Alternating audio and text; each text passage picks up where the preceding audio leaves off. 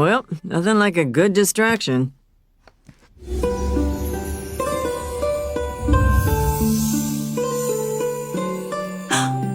Has my magic returned? Oh, guess not. Stupid curse.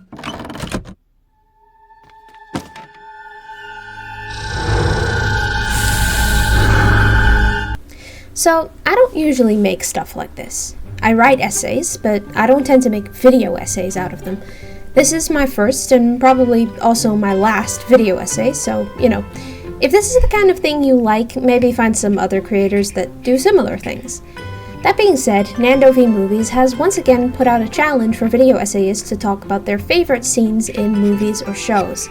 This time, it's one musical scene, a scene where the soundtrack is the highlight. And because my brain is currently thinking of nothing but the Owl House, I wanted to make this essay to express my love for the best scene from one of the best episodes of this show. Season 2, Episode 7, Ida's Requiem. Ha! Rain's Rhapsody. More like Ida's Requiem, am I right? Now I'll leave the playing to the professionals. Call if you need me. Bye, Mommy Ida!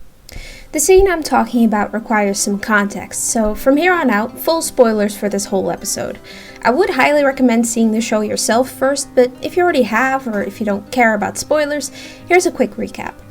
At the start of the episode, Ida accidentally overhears a conversation between Luce and King, causing the sudden realization that King's quest to find his father and Luce's quest to return to her mother in the human world means that her surrogate children will eventually leave her.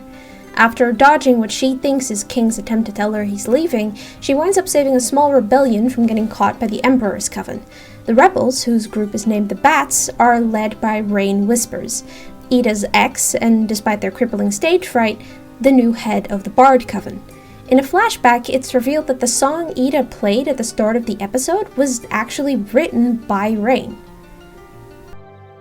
All right, Rain's Rhapsody. You know, you can't run from your fears forever, which is why you've got to get the jump on them. Give them a whack right in the face. So, pause for a second. What's a rhapsody?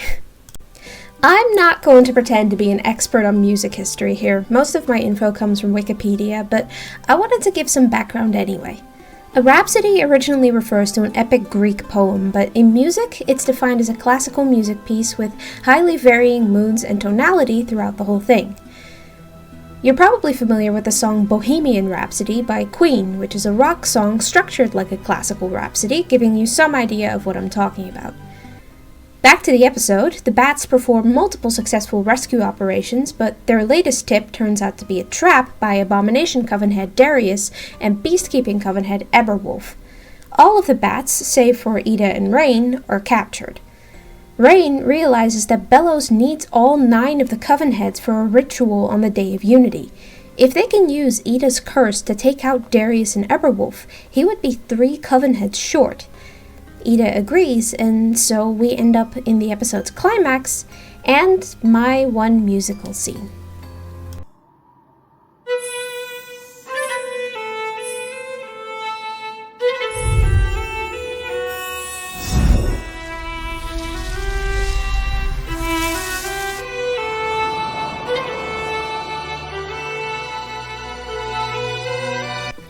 Ida's Requiem is based on Rain's Rhapsody, but it's different in some very key ways. Firstly, it's fully in minor key, which makes it sound less wistful and more somber and desperate. Secondly, it's a duet with Rain on the viola and Ida on the mandolin. But most pressingly, it's no longer a rhapsody, it's a requiem. A requiem is a due to the dead, often played during Catholic funerals. Whereas Rain's Rhapsody was optimistic and comforting, Ida's Requiem is haunting and melancholy as Ida and Rain realize that the curse they need to kill Darius and Eberwolf is consuming them too. And then Rain realizes something crucial. Then we play on!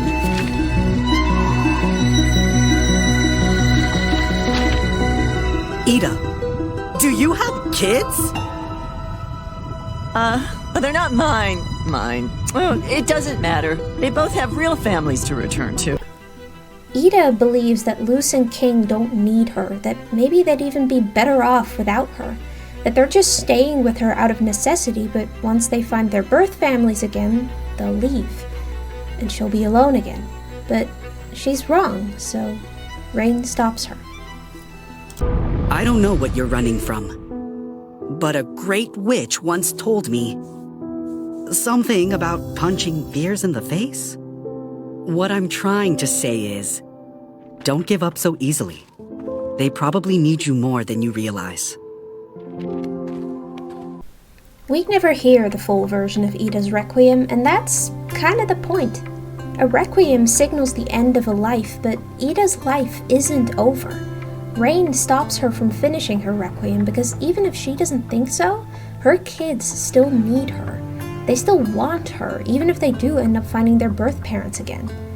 At the end of the episode, King uses his broadcast to his father not just to ask him to visit, but also to announce that he is legally changing his name to King Clawthorne. Ida isn't his biological mother, but she still raised him, and he wants to honor that by taking her last name. He's looking for answers about his past, but he already has a family in Ida and Luce. And while Luce's relationship with Ida isn't really touched on in this episode, her quest to return to her human mother doesn't mean she doesn't see Ida in a motherly light, or that she sees one as superior over the other. This episode, and this scene in particular, highlights a very important aspect of Ida's character. Her whole life, she's been pushing people away because of her curse. She stopped speaking to her parents and sister, and Rain eventually broke up with her because she wouldn't tell them anything anymore. Luce and King were the catalyst for her turning her life around and rekindling those connections, so the thought she might lose them was too much for her to bear. She doesn't believe that her life has value outside of what she can give to others. She's not actively suicidal, but she doesn't seem to care whether or not she lives or dies, so long as her death feels worth it. Her Requiem is one that she willingly plays for herself, and it takes Rain stepping in and cutting it short for her to realize that her life is worth more than that, both to her loved ones and to herself.